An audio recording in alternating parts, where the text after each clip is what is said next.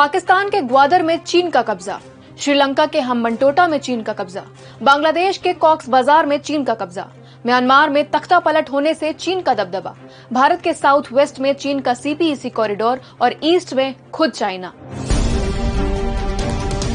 हाल ही में पीएम मोदी के लक्षद्वीप दौरे के बाद उन पर मालदीव्स के नेताओं ने आपत्तिजनक टिप्पणी की।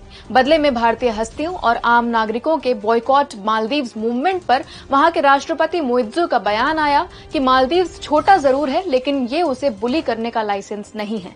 साथ ही 15 मार्च तक भारत को वहां से सेना हटाने का अल्टीमेटम भी दे दिया। हाल ही में रणनीतिक रूप से श्रीलंका के सबसे जरूरी पोर्ट हम्बनटोटा में चीन की नौसेना ने दबदबा कायम कर लिया। इतना ही नहीं, वहां की सरकार ने उस पोर्ट पर चीन को पेट्रोलियम रिफाइनरी प्लांट बनाने की भी अनुमति दे दी। श्रीलंका के कोलंबो पोर्ट में भी चीन की लाखों डॉलर की इन्वेस्टमेंट भारत के लिए चिंता का विषय है। नेपाल के पीएम पुष्प कमल दहल प्रचंड के चीन दौरे के बाद ट्रेड, रोड कनेक्टिविटी, आईटी जैसे सेक्टर्स में दोनों देशों के बीच बायलैटरल रिलेशंस को नया आयाम मिला है। वहां के इंफ्रास्ट्रक्चर डेवलपमेंट में चीन का योगदान भारत के लिए चिंता का विषय है।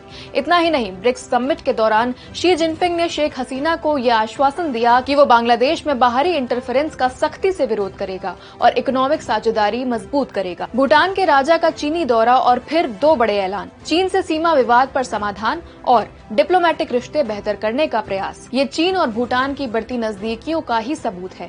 चीन के भूटान मोह की सबसे बड़ी वजह है डोकलाम। डोकलाम अगर चीन का हो गया तो भारत में घुसपैठ बेहद आसान होगी। वहाँ के रेफ्यूजीज के विरोध की वजह से म्यांमार भी भारत के साथ नहीं खड़ा दिखता। इसका फायदा चीन जरूर उठाने का प्रयास करेगा। तालिबान सरकार ने कभी चीन का विरोध नहीं किया और चीन ने कभी तालिबान सरकार का। जानकार कहते हैं कि दोनों के बीच एक मूक समझौता है जिसका शिकार भारत होगा। इसके अलावा ईरान इजराइल का दुश्मन है और भारत इजराइल का सपोर्ट कर ईरान से भी दुश्मनी ले रहा है। बचा पाकिस्तान, जिस पर चीन का कंट्रोल किसी से छुपा नहीं है।